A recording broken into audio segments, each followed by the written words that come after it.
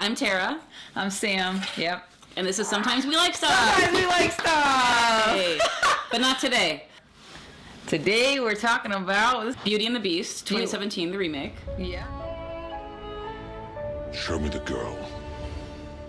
Look at her. What if she is the one? Hello. You can talk. Well, of course he can talk. Kill the beast! Don't be afraid. I'm not afraid.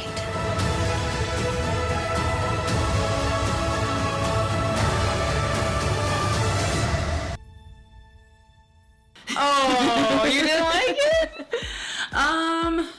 Let's just say, okay, my first thought on this movie, it's a remake, but it's not really anything, it wasn't really a reboot. I was expecting more that would be different than Yeah, the it's 1991 a live version. action remake because it was True. like a cartoon before. So there's that. Belle Yeah. made the washing machine. That was She was an something that was inventor. not- I'm Yes. like, just open your own washing machine or just like, business, you know? why like, does she have to wash the shit anyway? Well, it was nice that she like two-person invented household. this thing, so that, and her purpose in inventing it was that she didn't have to wash the clothes by hand, so she Yeah. could teach this young girl how to read, which was Yeah. it's reaching. I mean, it's, like trying. just okay. No, if I were you, Belle, I would just open up your own laundromat, expand, move to Paris, and then like They just don't get a have lover or washing something. machines though. They don't have washing machines.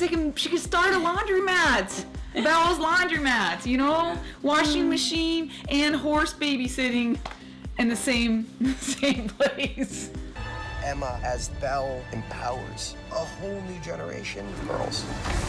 So I feel like they're trying really hard. Like the fact that she likes to read is touted as this great Yeah. feminist idea, as though that's not like the norm. Like Yeah. Well, they were all of the villagers are supposed to be illiterate. Yeah, well, and there's another thing too. Another point that I wanted to bring up is that Belle likes to distance herself from the rest of the villagers. She likes to make herself seem like she's weird. she's She's unique, weirdo. she's special, and it's like, but what about all these other? Are they peons? Are they just like, Yeah. dumb? No. Like, is Well, she- I mean, they do form a mob I feel later. like she's being kind of elitist in a way. I don't know the song where she's like talking about how she deserves so much more. Belle was a 21st century heroine. And it's Yeah. like I feel like if she was really a feminist character, she would be trying to. Doesn't mean she should be a hero of the people. Just She be would a be trying feminist. to hang out with the other women in No. the village and like talk to them. I don't and, think like, feminism I don't know. requires you to hang out with like. She's setting herself apart as though she's special and there's something like different about Well, I think her. she's an elitist, but that doesn't Yes. mean she can't be a feminist elitist. We wanted to give her this element of being quite industrious and very inventive. She can be, but I don't know. I thought that. But she's not. I mean, that's like supposing that she's no.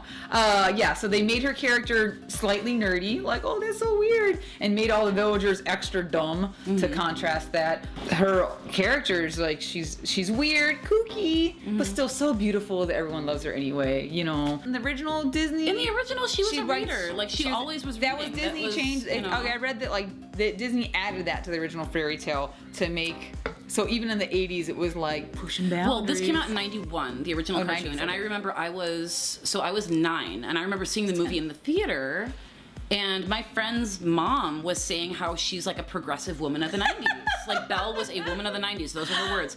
And I noticed that the kinds of stories she's reading too. She's talking yeah. about fairy tales. She's talking about sword fighting and magic spells and a prince in disguise. Yeah, Like, she's all not about ta- Prince Charming. Yeah, she's not talking about anything that intellectual in the stories that she's reading. Yeah, I feel like her. It's all Disney stories, basically. Yeah, no, it's like a story within a story. Like Belle has been reading fairy tales about Prince Charming, so when she meets the Beast, she's already primed with idea that like your destiny is entwined with who you marry, and your choices of men are like the most important thing in your whole life. Well, The Little Mermaid was my first Disney movie, and let me just admit something very embarrassing that might end up on the internet. That when The Little Mermaid came out, I wanted to be Ariel so badly that I literally cried. I cried not just once, like probably multiple times. Like every time I saw the movie, I was like that upset that I couldn't be a mermaid.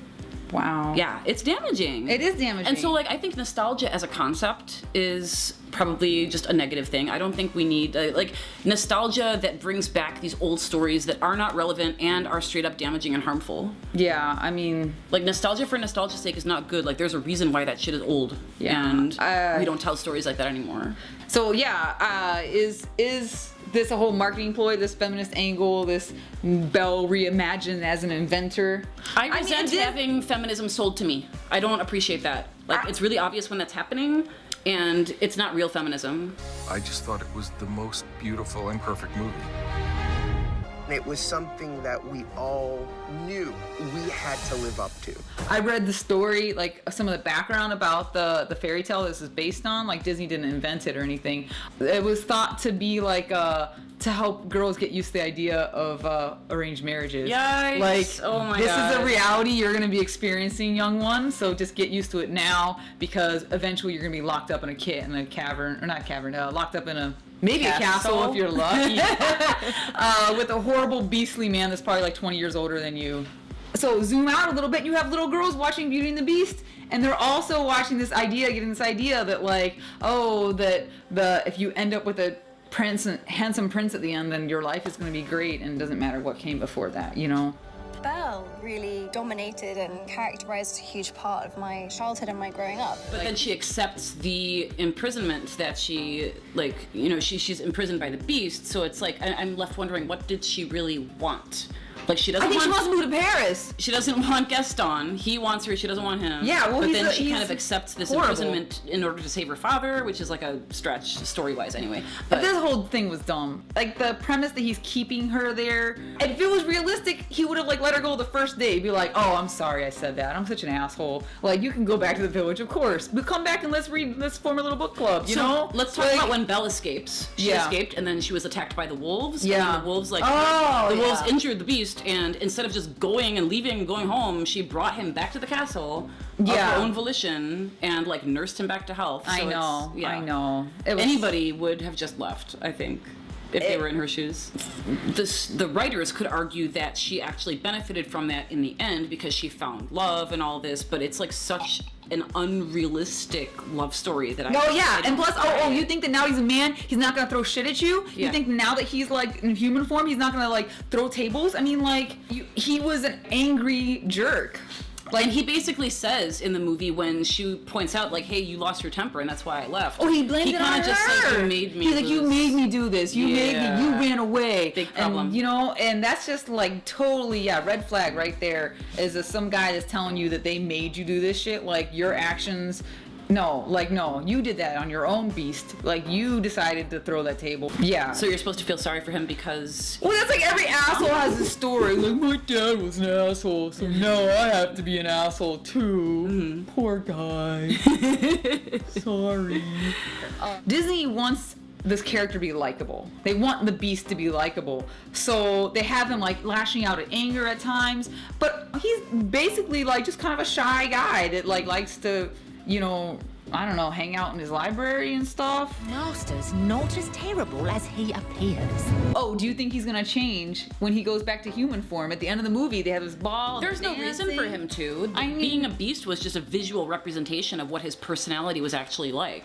Possibly, I don't see why that would change. No, I mean, I just think like things are not gonna go well for Belle. Like, he's still gonna be brooding. He was an asshole in the beginning before the thing. That's why he was got an turned into asshole a when he beast was in a the first beast, place. and then he like becomes sort of nice. I mean, isn't that like classic abuser behavior? Is it like the honeymoon period? They mask all their bad qualities and then just slowly roll them out later. Like, I don't know. I think things are gonna go bad. I just don't see what reason she has to love him anyway. Like, what qualities has he demonstrated? He was a receptive audience to her charms. Yeah, I just don't see what about him made her fall in love. I feel like it's totally arbitrary and not realistic. Oh, it's not realistic. No, that's just realistic. Yeah, no, definitely. She had no reason to fall in love with him. She had no reason to have to run away. I don't know. It was just dumb. I mean, you do understand the difference between fantasy and reality, but it's still like the sea that you're swimming in. It's still part of the culture, and his early impressions of what adult relationships are like. And this is just not something you want to condone. Is like, oh, here's a total asshole that if you just love him hard enough, he's gonna turn into a beautiful prince that's gonna take care of you or some crap like that, you know? But let's talk about the reason why he's a beast in the first place. The witch came to his castle. Yeah, she wanted to stay because it was storming. So he was an asshole to her, and that's why, you know, he laughed at her, like, offering this rose, and instead of being, like, courteous, and he has this huge castle, he has all the space, he could let her stay there for a night, so she turned him into this. So it's like, I don't really feel sorry for him. Is that okay? You know, he brought that on himself by being a jerk to this person that he did not know. Yeah, there's just so many layers of like assholery going on, like, but then they try to blame it on his dad. Remember they said because his mom left or died or something, and his dad was an asshole. Everyone has to a him. dead mom. It's I Disney. know. Well, yeah, of course. Disney loves to kill the. No one has a mom. When you love something that much, you really want to do it justice. Oh, all the servants. Why do they have to like become like a teapot and a clock and a candlestick just because that's he was their a names. jerk? Because her name was That's not Mrs. fair. So Something. another layer of classism here. Like all of his servants just get bound by the same spell because the beast did something. I'm just like, the sorceress is the evil bitch in the first place. Like, okay, because you're a pompous dude, like you get, life as a beast is your punishment for not showing kindness. That's like, not really a very fair punishment, but also because he was a jerk to the wrong person, now suddenly all of his minions have to suffer the same fate, even though they didn't do anything. So that's what I'm saying. She imprisoned not only the beast, but like a whole household of servants just because the prince that lived there was an asshole once. Like. Maybe it was and it's kind of accepted that that's fair because they're like extensions of him. They're just his property. They're just like his appendages, basically. Yeah, so I feel like that witch was the real bad guy. What do you want? What do you want, lady? Are you trying to punish every prince who's an asshole? Basically, old stories make no sense. There's no logic. And trying to reboot it for a 2017 audience is like going to cause all these problems. So much problems. I mean, it makes more sense as a cartoon almost because it's so nonsensical. That's true. That having live action, it made it just glaringly obvious. More obvious that it makes no sense. How little sense it makes. Like, I have loved Beauty and the Beast since I was about 4 years old.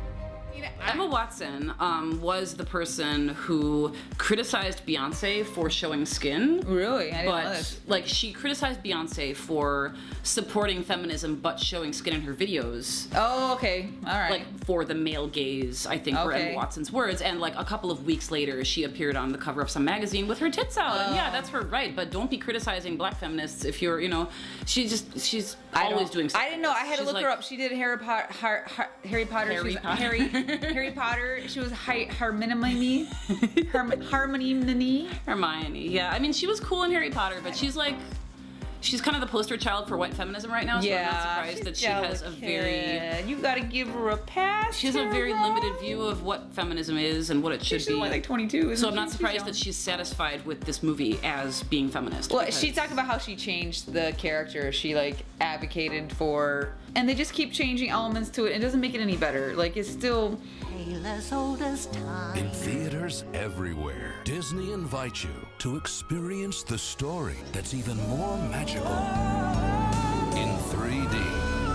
No, it's still bad. It's still bad, and I think it's still damaging. I think it pushes the narrative that men change for love. Mm-hmm. That you just gotta take that guy, the right woman to change the them, right to tame woman, them. tame them, and it's also it's very harmful to men that you have this idea that that they're just these assholes and then they need to be shaped by someone. Like, you can't make yourself a better person because you might as well just be this total fucking slob, asshole, throwing shit, uncontrolled anger, overgrown toddler because some woman's gonna come eventually and clean that shit up, no. First of all, that's not how it works, and second of all, it's insulting. It's insulting to men, and it's damaging to everybody. Yeah, it's damaging to push these narratives as normal because then you have it in your head. That's when you grow up later and you're in your 20s and you start dating some guy who starts showing all these red flags, and in your brain you have all these movies you watched and all these stories you've been told your whole life about how it love conquers all, and that if he appears to change, then he has changed. And I think it's really damaging to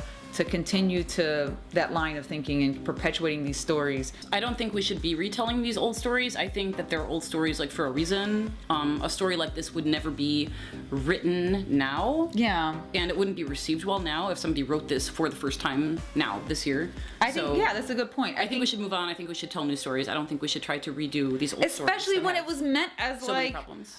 Getting young girls ready for a horrible patriarchal society where they were essentially property of their husbands. Get used to it. Yeah, I think we should have new stories where girls aren't being held captive, and that's not even seen as weird. And the fact that we're seeing articles about this movie talking about how overly PC it is. Yes.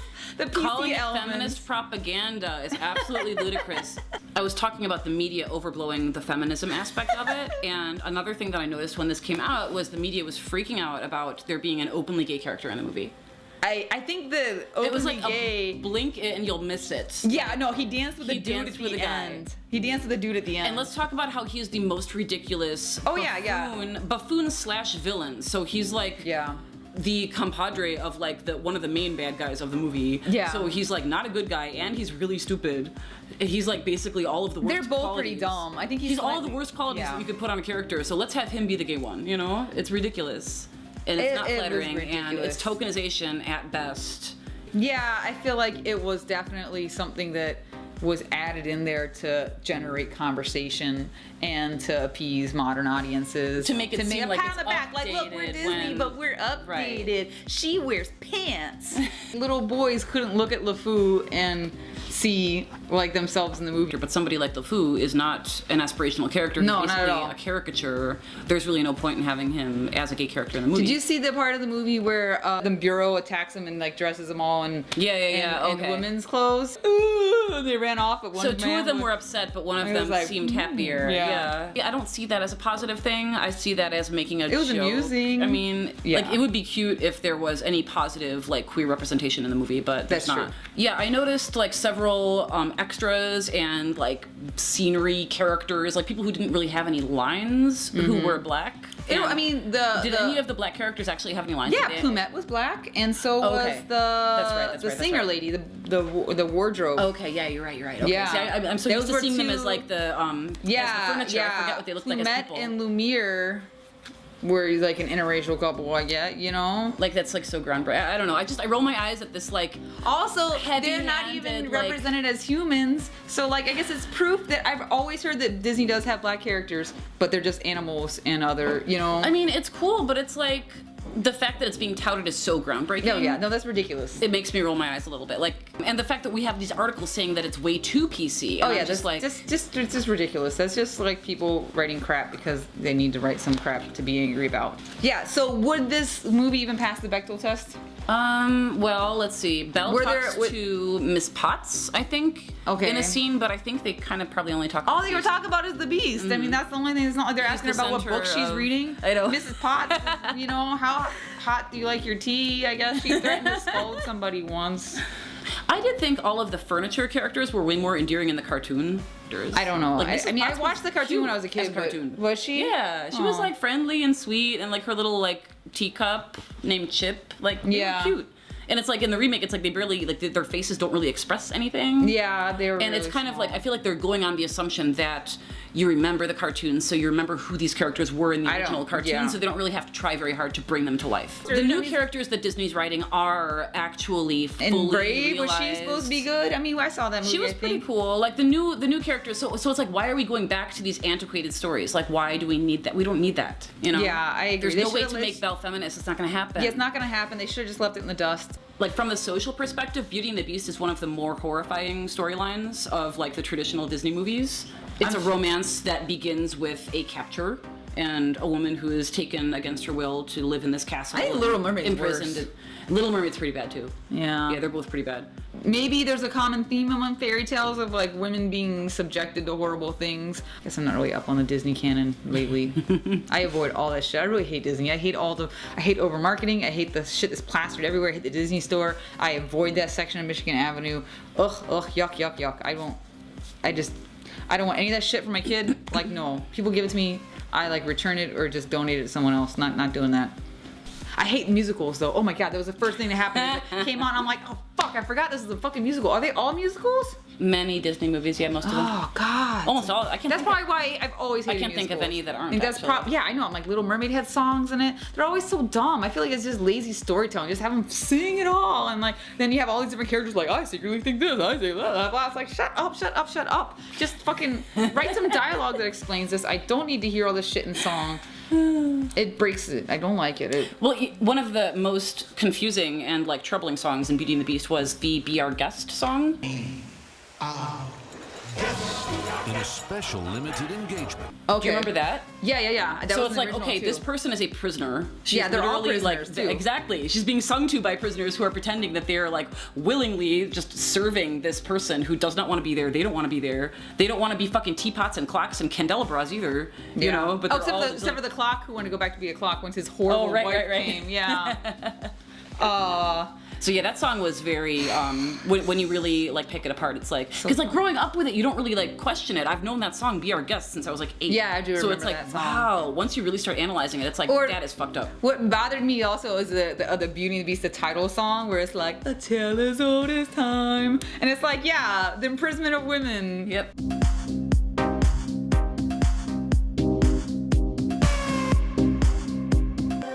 All right, so wrapping it up. What do you think? What would you rate it? The way it was executed, it was like beautifully done. A lot of the cinematography was cool. CG was alright. It was watchable. Yeah, so I would give it a solid 5. 5 out of what? 10? Oh, I think about a 5.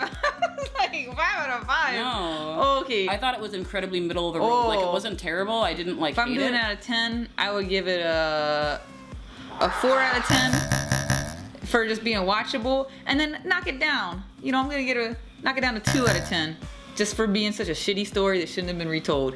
And there are some Disney movies that I grew up with that I will still watch again. Like That's the difference between you and me, because I'm not exactly. going through that shit Well, again. yeah, you don't. Do that. But like, there's no nostalgia value in like a remake. A remake of it. Yeah, like I'll still watch like the original Beauty and the Beast. But yeah, I did watch that again, and I enjoyed it more than the remake. I have no desire to ever see this movie again. The remake. I think it's going to be quickly forgotten. Sometimes we like stuff. Sometimes we like stuff. Better luck next time. Yeah, maybe we'll find something good. Keep watching. All right.